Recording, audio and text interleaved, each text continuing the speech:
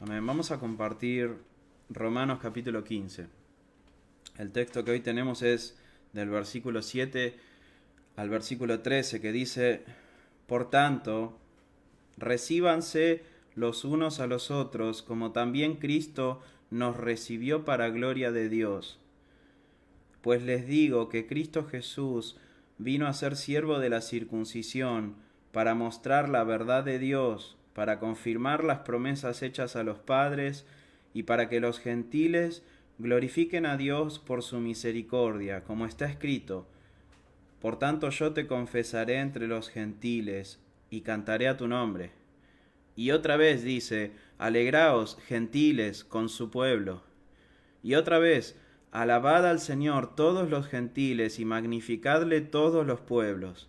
Y otra vez dice Isaías: Estará la raíz de Isaí, y el que se levantará a regir a los gentiles. Los gentiles esperarán en él. Y el Dios de esperanza os llene de todo gozo y paz en el creer, para que abundéis en esperanza por el poder del Espíritu Santo. ¿Sí? Hemos llegado al final de la parte práctica del Evangelio. Todo buen sermón expone con fidelidad la palabra de Dios para llenarnos de conocimiento, para traer todo el conocimiento de Dios a nuestra mente. Pero también todo buen sermón nos da herramientas, consejos, amonestaciones, exhortaciones e instrucciones para que apliquemos en nuestro diario vivir lo que hemos aprehendido en nuestra mente, lo que hemos adquirido en nuestro conocimiento, ¿sí? Y hermanos, acuérdese siempre de esto.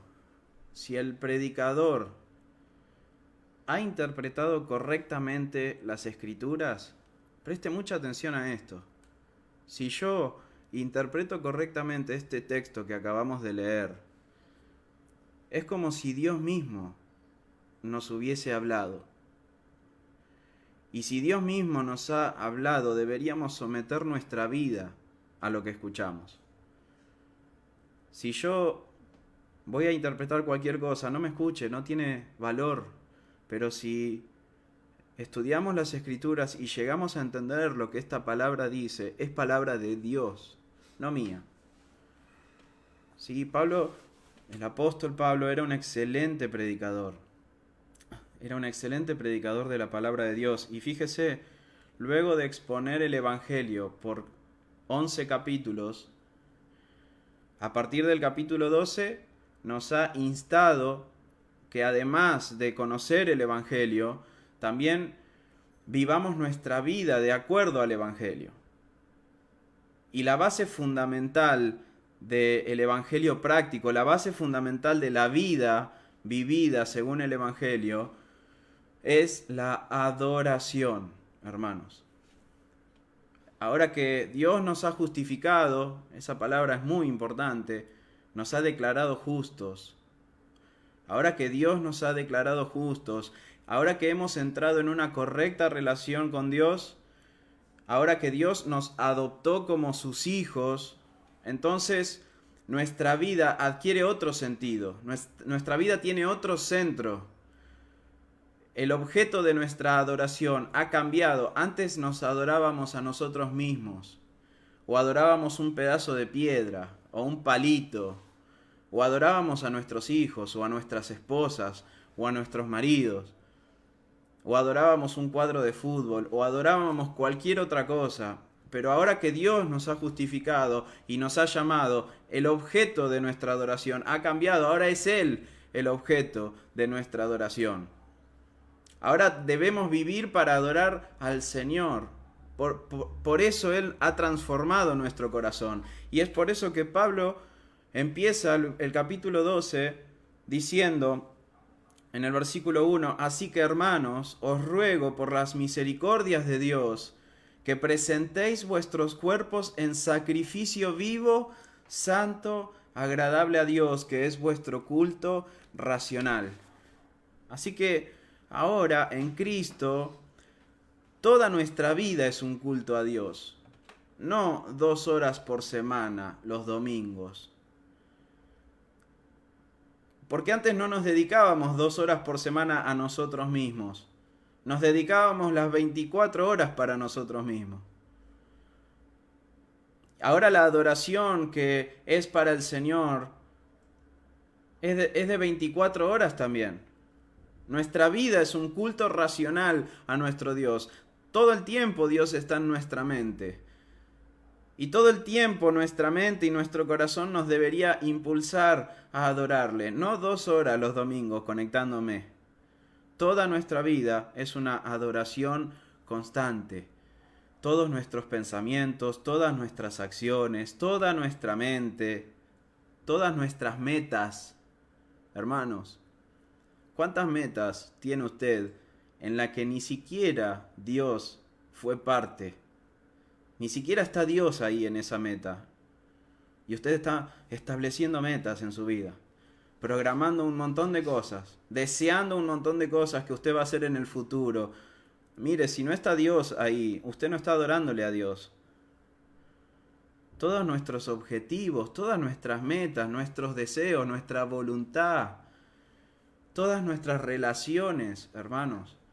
Mi relación con mi esposa, mi relación con mis hijos, mi relación con la sociedad entera, mi relación laboral, todo debería apuntar hacia un mismo objetivo. ¿Cuál es ese objetivo? La gloria de Dios. La gloria de Dios, que todo lo que haga, que todo lo que piense, que todo lo que proyecte hacia el futuro, que todo tienda a glorificar el nombre de Dios. Esa es una vida cristiana, básica. Y yo te pregunto, joven, ¿estás pensando en qué vas a glorificar a Dios? ¿En qué vas a servir al cuerpo de Cristo? ¿Está en tu mente? Y a los hermanos mayores les pregunto, hermanos, ¿están pensando cómo glorificar a Dios en esta última etapa de sus vidas? Porque algunos creen que ya se pueden jubilar de la obra del Señor. No, hemos sido llamados para adorar al Señor hasta el último día de nuestra vida. El que persevere hasta el fin, éste será salvo. ¿Está pensando cómo glorificar a Dios en esta etapa? La etapa ha cambiado quizás. Las fuerzas cambiaron, la agilidad cambió, la rapidez cambió, todo cambió. Pero la pregunta es, con lo que usted dispone ahora, ¿está pensando en glorificar a Dios o está pensando en su comodidad? En cómo va a disfrutar usted sus últimos años de vida. Bueno, usted ha sido llamado para adorar a Dios hasta el último día de su vida. Y es el privilegio y el honor más grande que todo ser humano podría tener. De hecho, esa era la razón original por la cual fuimos creados, para adorar a Dios. Así que deberíamos estar felices de darle nuestra vida a Dios. Y a veces proyectamos cosas que nada tienen que ver con Dios. Nos apena ver que no escuchamos a personas decir, yo quiero ser pastor, yo tengo el llamado a ser pastor, yo tengo el llamado de Dios para predicar el evangelio o para hacer tal y tal cosa en la iglesia. Hermanos, deberíamos estar pensando todo el tiempo en función del reino de Dios. Buscad primeramente el reino de Dios y su justicia. Pero estamos más pendientes pensando en esas cosas que Dios nos podría añadir, en vez de estar pensando en su reino y su justicia.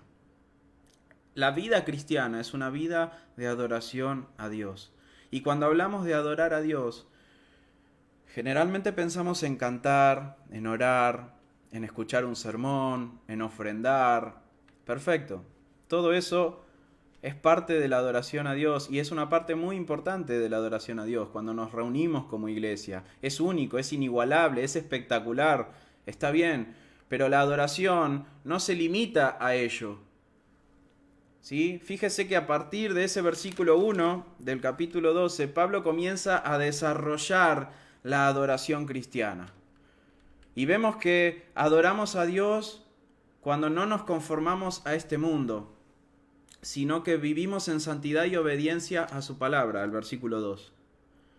Que adoramos a Dios cuando nos unimos a una iglesia local para servir al cuerpo de Cristo con los dones que hemos recibido de Dios, versículo 3 al 8. Adoramos a Dios cuando nos amamos como hermanos, no condescendiendo con nuestro pecado, no apoyándonos en nuestro pecado, no, nos amamos pero siendo sinceros unos con otros para nuestra santificación, versículo 9 y 10. Adoramos a Dios cuando somos diligentes, esforzados, serviciales, perseverantes, constantes en la oración, misericordiosos y hospitalarios, versículos 11 al 13. Adoramos a Dios cuando amamos a nuestros enemigos, versículos 14 al 21. Adoramos a Dios cuando nos sometemos a las autoridades y a los magistrados civiles, capítulo 13 del 1 al 7. Adoramos a Dios cuando amamos a nuestro prójimo, capítulo 13 del 8 al 10. Adoramos a Dios cuando, aborreciendo el pecado en nosotros, disciplinamos nuestra carne para imitar a Cristo, capítulo 13 del 11 al 14. Y adoramos a Dios cuando restringimos nuestra propia libertad por amor a nuestros hermanos débiles, para cuidar y edificar sus vidas. Todo eso es adoración, y podríamos seguir. Y así es como llegamos al texto de esta noche. Pablo va a concluir el asunto que empezó en el capítulo 14 acerca de la convivencia que existe dentro del contexto de la iglesia entre los hermanos débiles o inmaduros en la fe. Y note que yo dije la palabra hermanos. Son nuestros hermanos en Cristo. Y siempre deberíamos pensarlo mejor. Son nuestros hermanos en Cristo. Pero son inmaduros en la fe, son débiles en la fe. Y los hermanos fuertes del otro lado, o más bien los maduros en la fe, ¿sí?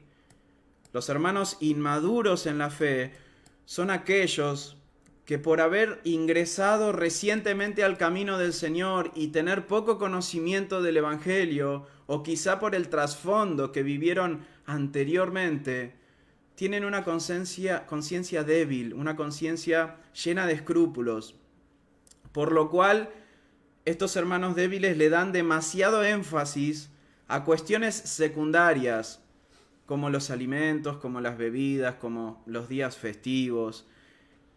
No lo hacen por religiosos, no lo hacen por legalistas, lo hacen con una sincera actitud de no hacer enojar a Dios, de no defraudar a Dios, de no deshonrarlo a Dios. Realmente quieren honrar y agradar a Dios en todo lo que pueden, pero son demasiado escrupulosos en cosas que no atañen al Evangelio.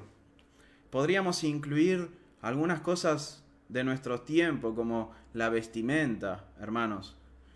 No nos hace mejores ni peores usar una corbata o esto o aquello, o ciertos empleos, o discusiones sobre carreras universitarias, o discusiones sobre prácticas deportivas. Es decir, muchas veces en las iglesias se plantean discusiones totalmente irrelevantes que no hacen al Evangelio. Y son todas cuestiones secundarias. Bueno, Pablo dice que los hermanos y las hermanas que son maduros en la fe no deben menospreciar al hermano débil o inmaduro, y que estos últimos no deben juzgar a los hermanos fuertes o maduros. Yo quiero que me acompañe a este texto que lo hemos leído en estos días, pero es importante refrescarlo, en 1 Corintios 8. 1 Corintios 8, 7.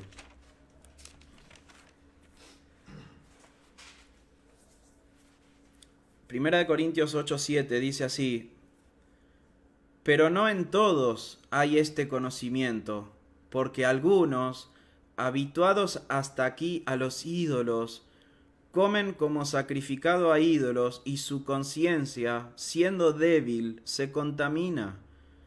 Si bien la vianda no nos hace más aceptos ante Dios, pues ni porque comamos seremos más, ni porque no comamos seremos menos.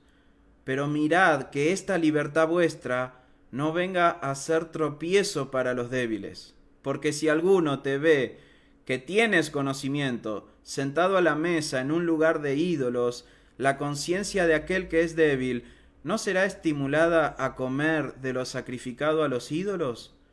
Y por el conocimiento tuyo se perderá el hermano débil por quien Cristo murió. De esta manera, pues, pecando contra los hermanos e hiriendo su débil conciencia, contra Cristo pecáis.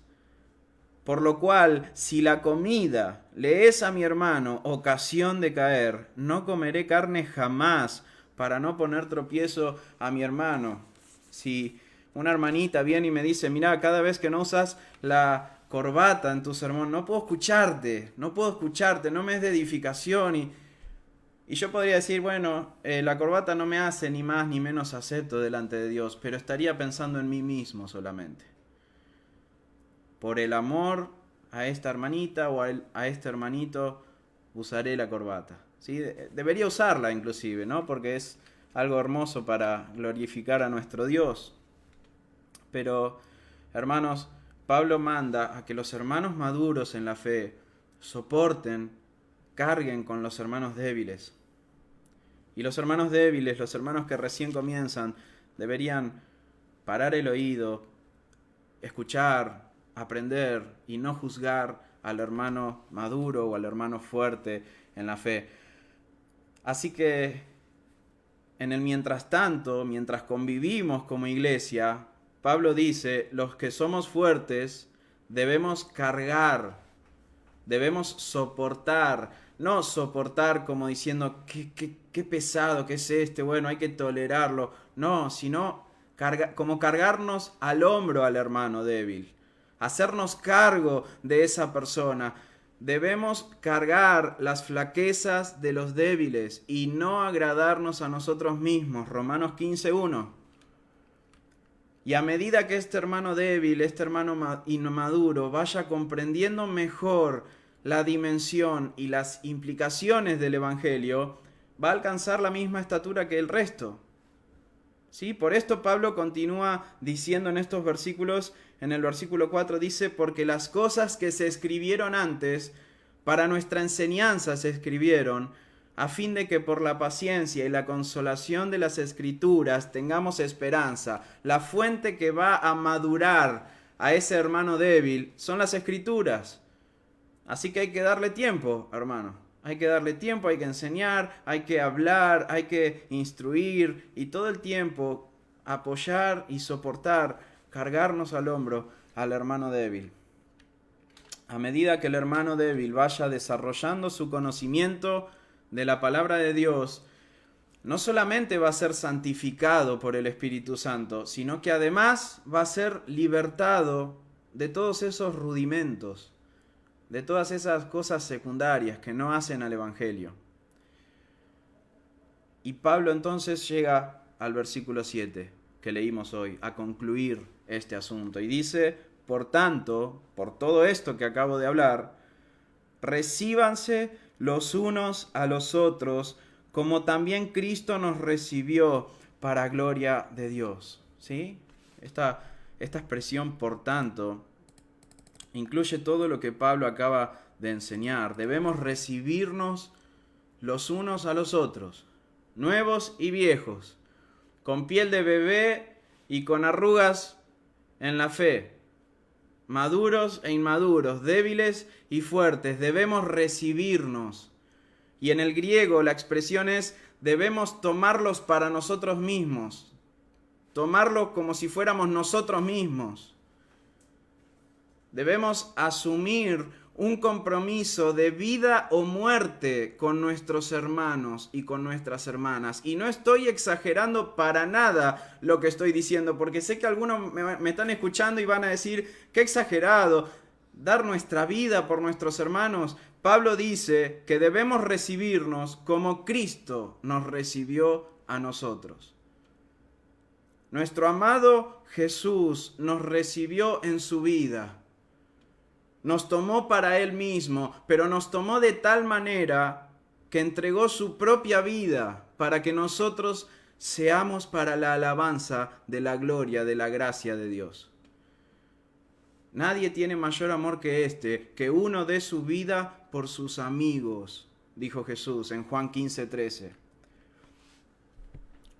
Y hermanos, Jesús no esperó que nosotros nos volvamos maduros en la fe para empezar a amarnos. No esperó que seamos perfectos y comprendamos todos los misterios para recibirnos en su reino. Él no esperó, dice Romanos 5:6, porque Cristo, cuando aún éramos débiles, a su tiempo murió por los impíos. Usted, hermano maduro, vino a este camino siendo un debilucho, un impío débil. Cristo te recibió cuando eras un débil impío, con el entendimiento entenebrecido, ajeno de la vida de Dios, incapaz de venir a Él, muerto en tus delitos y pecados. No podías estar en una peor situación y así y todo Cristo te recibió. ¿Cómo es que no eres capaz de sobrellevar la flaqueza de tu hermano o de tu hermana? ¿Cómo es que no podés soportar y asumir, hacerte cargo de las debilidades de tus hermanos y de tus hermanas? Cristo llevó tu pecado, ¿lo entendés? Cristo llevó tu pecado. ¿Lo recordás? Cristo, no un pecador cualquiera, no Esteban Martínez. Cristo llevó tu pecado. El santo de Dios, el impecable, el obediente, el amado, el cordero sin mancha y sin contaminación. Vos lo manchaste con tu pecado y Él lo cargó de buena gana para salvarte. ¿Y vos te quejás cuando ves la paja en el ojo de tu hermano? ¿Qué debería decir Cristo de nosotros? ¿No deberías amarlo como fuiste amado por Cristo? Nadie está diciendo que apoyes el pecado de tu hermano o de tu hermana. Nadie está diciendo esto. Cristo no apoyó nuestro pecado. No apoyó nuestro pecado, pero se hizo uno con nosotros y lo cargó por nosotros para llevarnos a la gloria de Dios. Él lidió con nuestro pecado. Y podría habernos condenado y no lo hizo, se lo puso al hombro y lo llevó a la cruz y pagó por ese pecado. Y nosotros nos quejamos de los demás. ¿Por qué no te cargas al hombro la flaqueza, la debilidad y aún el pecado de tu hermano o de tu hermana para ayudarlo a continuar en la carrera? Si ese es el ejemplo que recibiste del Señor con respecto a tu propia vida. Cristo se hizo cargo de nuestros pecados para llevarnos a darle gloria a Dios. Nosotros deberíamos sobrellevar los unos a los otros esta misma carga, para que todos alcancemos esa meta gloriosa. Y hermanos, dice este texto, como también Cristo nos recibió, Él nos recibió, hermanos. Él nos recibió a nosotros. Él nos recibió a pesar de lo que éramos. A veces escucho personas que dicen, yo recibí al Señor tal día, ¿no? Yo recibí al Señor el día que me pasó tal cosa. Y gloria a Dios por esa conversión. Pero eso no fue lo que sucedió. No recibimos a Cristo. Fue Él quien nos recibió a nosotros. Fue Él quien nos permitió sentarnos a su mesa. Fue Él quien nos abrió la puerta del reino del cual estábamos destituidos. Fue Él quien apartó a los querubines y a la espada de fuego para que volvamos al paraíso del cual habíamos sido expulsados. Fue Él quien nos recibió a nosotros. Usted puede decir mucho, yo conozco a Dios, yo conozco a Dios, yo conozco a Dios, pero si Él en el día del juicio dice, yo no te conozco, de nada sirve. Yo puedo decir, yo recibí a Cristo, pero si Él no me recibió a mí, no sirve de nada. Él nos recibió a nosotros para la gloria de Dios, para que seamos agentes que glorifiquen a nuestro Señor. Y a partir del versículo 8, Pablo cambia su argumento. Es como que él abre un paréntesis desde el versículo 8 al versículo 12. Y Pablo pasa a poner su mirada en los gentiles. Este tema había quedado sin tratar en profundidad. ¿Se acuerdan? Él había hablado muy profundo sobre los judíos. Había hablado acerca de la nación judía, de su elección, de su rechazo. Pero ahora Pablo va a poner su mirada en los gentiles para mostrarle a los hermanos judíos que los gentiles siempre estuvieron incluidos en el plan redentor de Dios. Dice el versículo 8 y 9.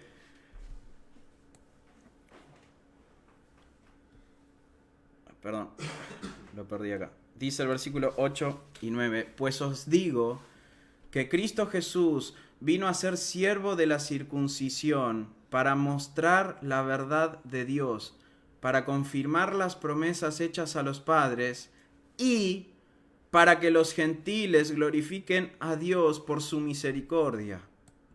Cristo Jesús vino a ser siervo de la circuncisión, dice Pablo. La circuncisión son los judíos. Y hermanos, el Cristo, el Hijo de Dios, el Rey soberano del universo, se hizo a sí mismo siervo, siendo el Rey del cielo y de la tierra, a quien se le debe toda honra. Este Dios todopoderoso, quien es digno de ser adorado y servido, vino a ser el siervo del pueblo judío, la circuncisión. En Isaías 42:1 dice: He aquí mi siervo, yo le sostendré, mi escogido, en quien mi alma tiene contentamiento, he puesto sobre él mi espíritu, él traerá justicia a las naciones. Así llama Dios al Mesías, mi siervo, mi servidor. Y hermanos, no podemos dejar pasar tan rápido estas palabras. No podemos escuchar que Cristo se hizo siervo y no saltar de la alegría de la silla. Cristo se hizo siervo para nuestro beneficio, hermanos. Y esto es una locura. El Dios que nos creó vino a este mundo a servir a sus criaturas. Hacerle de bendición a sus criaturas, a extender sobre sus criaturas su favor. Y aún hoy, hermanos, Cristo está sirviéndonos en la diestra misma de Dios, intercediendo por nosotros. Hasta el día de hoy, Cristo no ha dejado de servir a su iglesia. Y yo sé que suena increíble y hasta quisiéramos algunos ser como Pedro y decirle: no me lavarás los pies jamás. Pero hermanos, si el Señor no se hubiera hecho siervo, si el Señor no estaría asistiéndonos a nosotros, de ninguna manera alcanzaríamos nuestra salvación. De ninguna manera. Él no nos sirve porque esté obligado a servirnos. Él no nos sirve porque nosotros seamos dignos de sus servicios. Somos absolutamente indignos de recibir su intercesión. Pero por causa del plan redentor que Él ideó, por causa de nuestra total depravación, por causa de nuestra total incapacidad de buscar a Dios, por causa de estar totalmente muertos en nuestros delitos, en nuestros pecados, Él tuvo que venir a servirnos para alcanzar esa salvación. Él tuvo que trabajar por nosotros, para nosotros. El Hijo se hizo a sí mismo siervo de Dios a nuestro favor. Y la orden era: andá a servir a ese pueblo.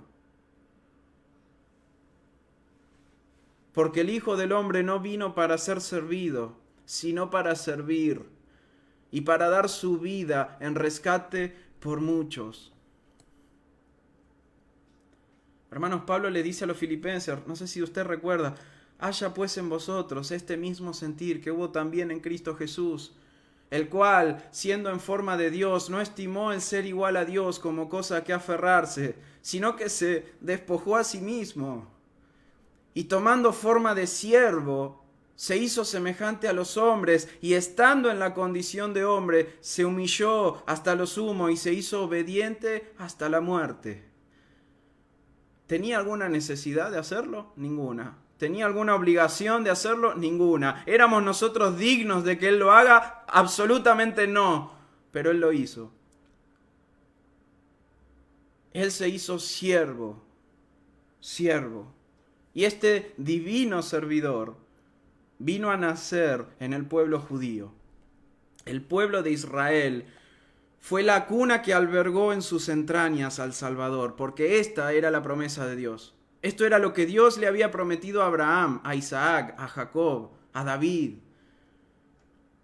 Dios trajo al Salvador del mundo a través del pueblo judío para mostrar su fidelidad. Él se lo había prometido. En tu simiente serán benditas todas las familias. Debía ser hijo de Abraham, debía ser hijo de Isaac, debía ser hijo de David.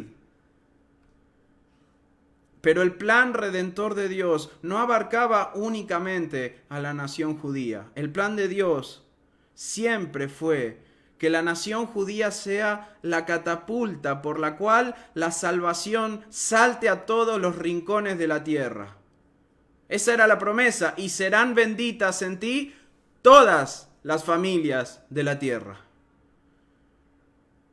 Pero el pueblo judío llegó a la errada conclusión de que la salvación era únicamente para ellos, que ellos eran los únicos dignos de alcanzar el paraíso porque Dios los había escogido únicamente a ellos.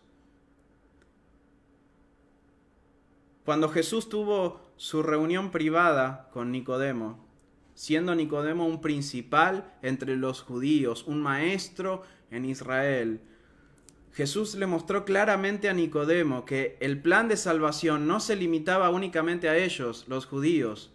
Un versículo que todos conocemos, Juan 3:16.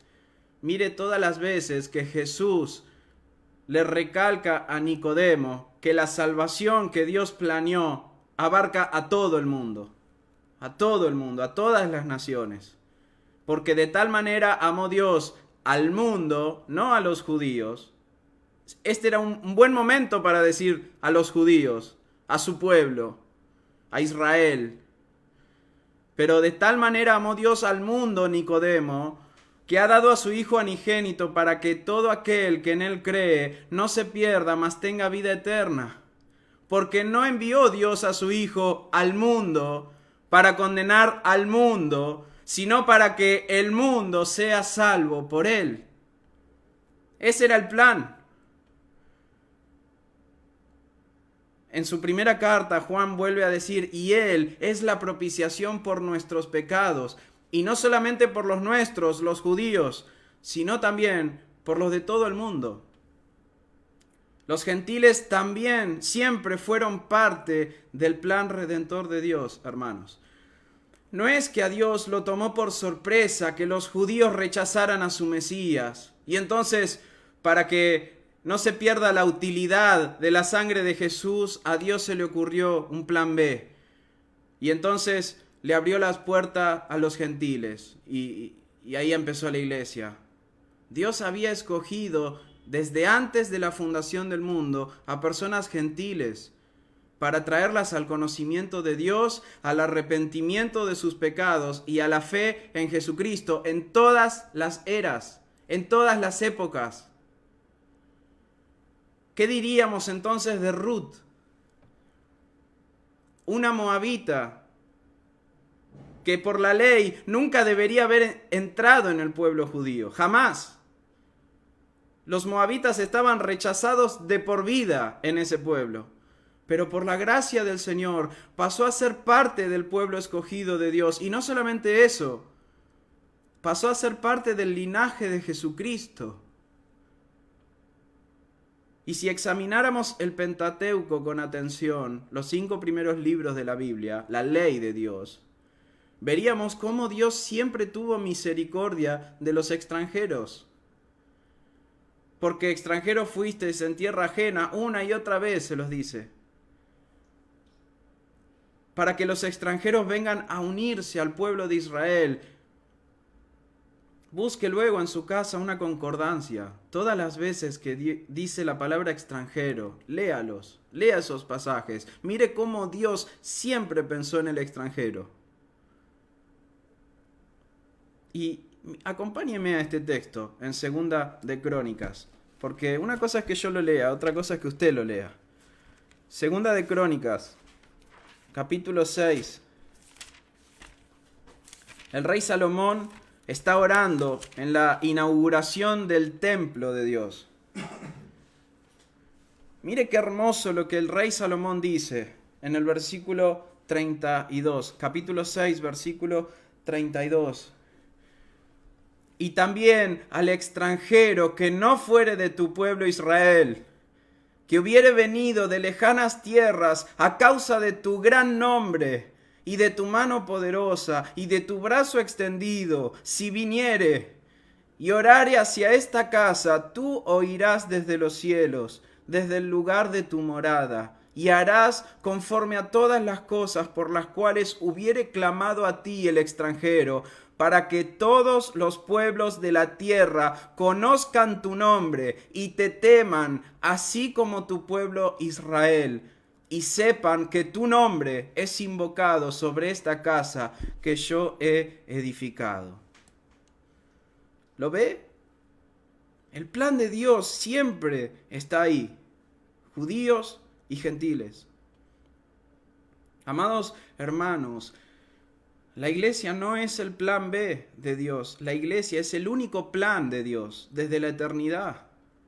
Judíos y gentiles recibiéndose y amándose mutuamente en Cristo Jesús para la gloria de Dios Padre. Ya no hay judío, ni griego, ni esclavo, ni libre, porque todos somos uno en el Señor Jesucristo.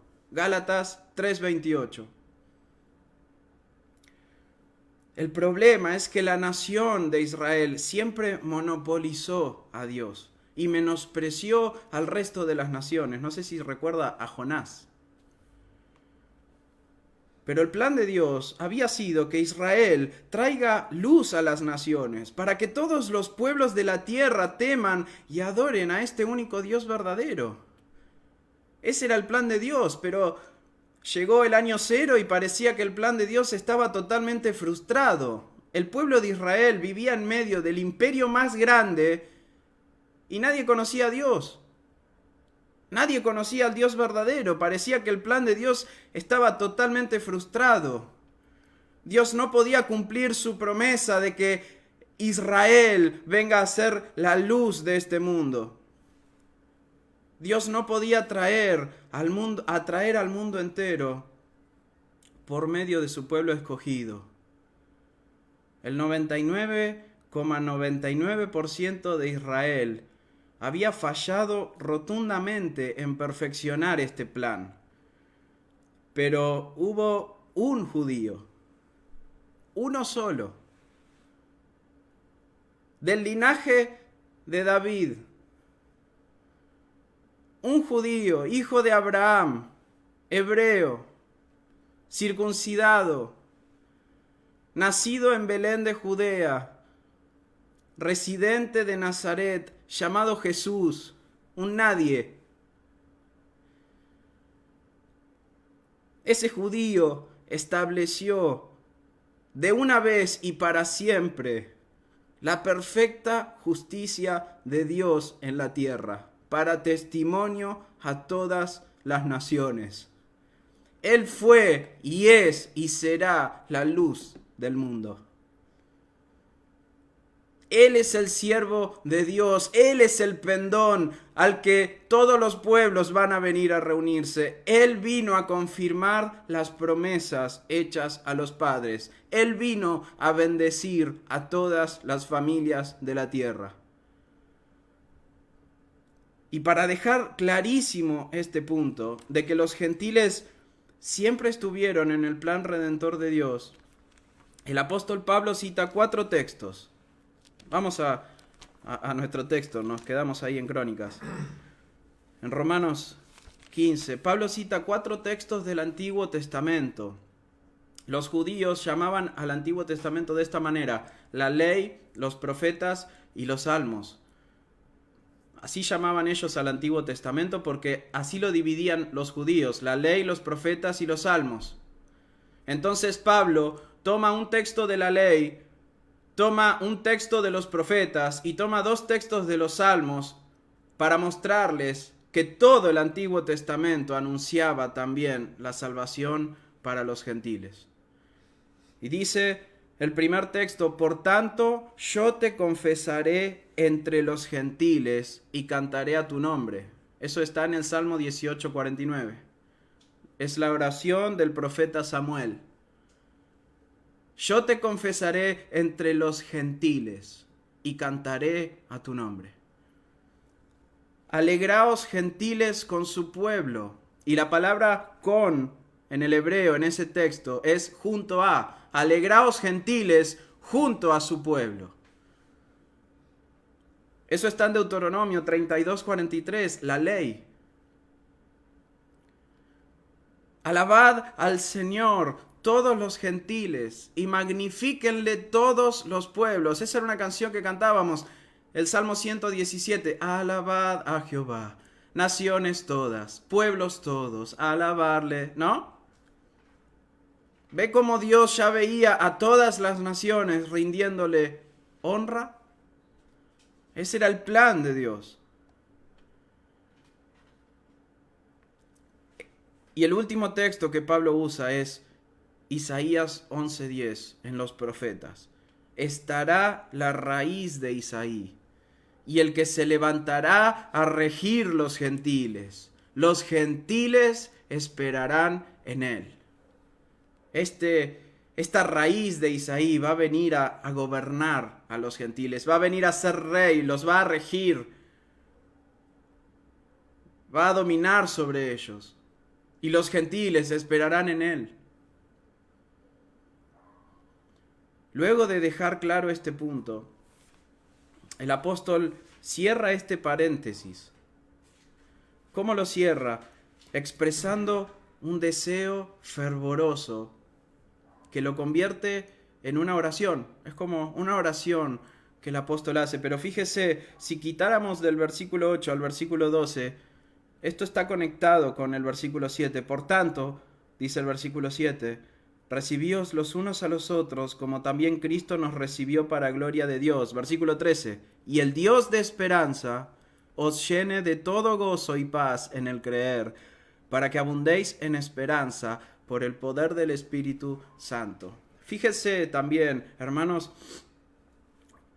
cómo se conecta el versículo 13 con la profecía de Isaías del versículo 12. Termina diciendo, los gentiles esperarán en él, y el Dios de esperanza os llene. Los gentiles esperarán en Dios, en él, en Cristo, en la raíz de Isaí. Y el Dios de esperanza os llene. Hermanos, mientras estemos de este lado de la eternidad, estamos esperando. ¿Qué estamos esperando? ¿Qué deberíamos estar esperando? ¿Calles de oro? ¿Mar de cristal? ¿Leones jugando con corderitos?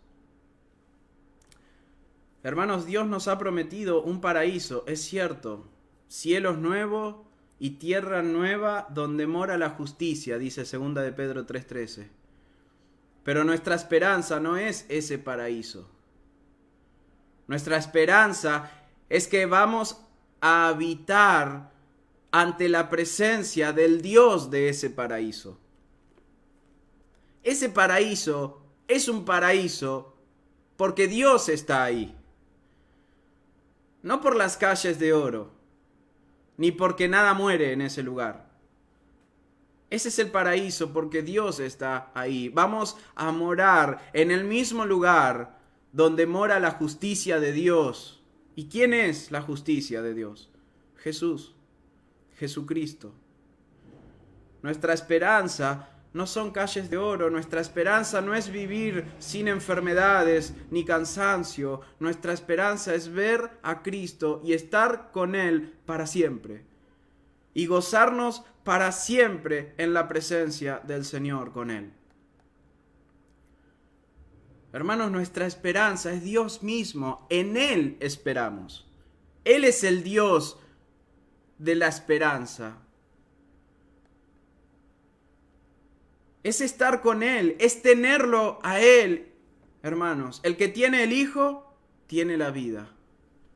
Jesucristo dijo, esta es la vida eterna. ¿Cuál es la vida eterna? Que te conozcan a ti, el único Dios verdadero, y a Jesucristo, a quien has enviado. Hermanos, no me puedo imaginar lo glorioso que va a ser el cielo. No lo puedo imaginar. No sé lo que vamos a hacer. No sé los planes que Jesús tiene preparado para desplegar su gloria los próximos 150 millones de años. No lo sé.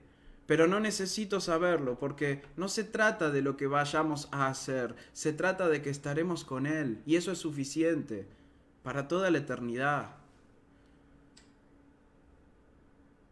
Si Jesús entrara por mi puerta y me tomara unos mates con Él, yo quisiera que no se termine nunca más esa tarde, no importa lo que hagamos. Será el paraíso el living de mi casa, porque Él está ahí. ¿Lo entiende?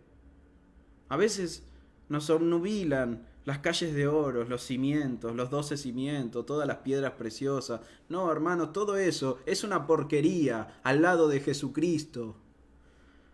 No se puede comparar. El que dio su vida perfecta para salvar la nuestra. Pablo ruega que nuestro Dios, en quien esperamos, nos llene de todo gozo y de toda paz en el creer. En el creer, dice. ¿Qué significa en el creer? Esta expresión significa mientras ejercitamos nuestra fe. Mientras vivimos la vida cristiana, mientras practicamos el evangelio que hemos creído, necesitamos que Dios nos colme de todo gozo y de toda paz. Porque si somos cristianos llenos de el gozo inefable y glorioso del Señor y de la paz que sobrepasa todo entendimiento, entonces no nos va a costar nada recibirnos los unos a los otros. No nos va a costar nada sobrellevar las cargas los unos de los otros, las flaquezas, las debilidades y aún los pecados mismos de nuestros hermanos y de nuestras hermanas. ¿Y para qué necesitamos que el Dios en quien esperamos nos llene de paz y de gozo? ¿Qué dice el texto? El Dios de esperanza nos llene de todo gozo y paz en el creer. ¿Para qué? Para que abundéis en esperanza. O sea, necesitamos que el Dios en que esperamos nos dé lo necesario para seguir esperando. Para que abundemos en esperanza. Hasta que se consume su plan redentor. ¿Y cuál es el medio por el cual Dios nos da el gozo y la paz que necesitamos? ¿Cuál es el medio? ¿Qué dice el texto? Para que abundéis en esperanza por el poder del Espíritu Santo. La paz y el gozo del Señor son los frutos de su Espíritu morando dentro nuestro. Dios derrama su Espíritu en todos aquellos que han creído en el Señor y Salvador Jesucristo y se han arrepentido de sus pecados para no volver a cometerlos. Solamente aquellos que han dejado de lado su vida para seguir a Cristo, porque han creído de corazón en Él y que Él es el único Salvador y Señor del mundo, solo estos son justificados, declarados justos por Dios. Y son sellados con el Espíritu Santo. Y entonces el Espíritu Santo obra poderosamente en nuestras vidas para producir su fruto. Mas el fruto del Espíritu es amor, gozo, paz, paciencia, benignidad, bondad, fe, mansedumbre y templanza. Hermanos, ahora que hemos finalizado estos capítulos de la parte práctica, póngase a pensar, hermanos, ¿cómo puede alguien sin el Espíritu Santo vivir esta vida cristiana? ¿Cómo puede alguien sin el poder del Espíritu Santo morando en su corazón vivir esta vida? Debe amar sin fingimiento, debe amar fraternalmente, debe amar a sus enemigos, debe dejar de lado sus deseos carnales, debe someterse de buena gana a las autoridades y debe amar, soportar, cargar y sobrellevar las cargas de los débiles, hermanos. Se necesita un amor que el corazón humano no puede producir. Amar a nuestros enemigos. Se necesita un gozo que el mundo no puede ofrecer. Se necesita una paz que sobrepasa todo entendimiento. Nadie puede decirnos nada que nos calme como el poder del Espíritu Santo en nuestra vida. Se necesita una bondad que solamente Dios puede tener. Solo Él es bueno. Y si alguien no ve en su vida esta clase de amor, esta clase de paz, esta clase de bondad, esta clase de fe, mansedumbre y templanza, entonces ese alguien no tiene al Espíritu Santo. Y si no tiene al Espíritu Santo, no es un hijo de Dios. Y si no es un hijo de Dios, entonces va camino al infierno. Porque Dios no tendrá por inocente al culpable. Y si esa es tu situación, y el día de hoy has escuchado acerca de un Salvador que se llama Jesucristo, y que este Jesús vino a este mundo a morir en una cruz bajo la ira de Dios para pagar el precio de tus pecados, entonces debes arrepentirte y venir a Cristo para entregarle tu vida a Él en obediencia y serás salvo. Esta es la buena noticia de Dios, este es el Evangelio, que Dios nos ha dado un Salvador para perdón de nuestros pecados y ese Salvador es Jesucristo. Gloria al Señor, gloria a Él, hermanos. Vamos.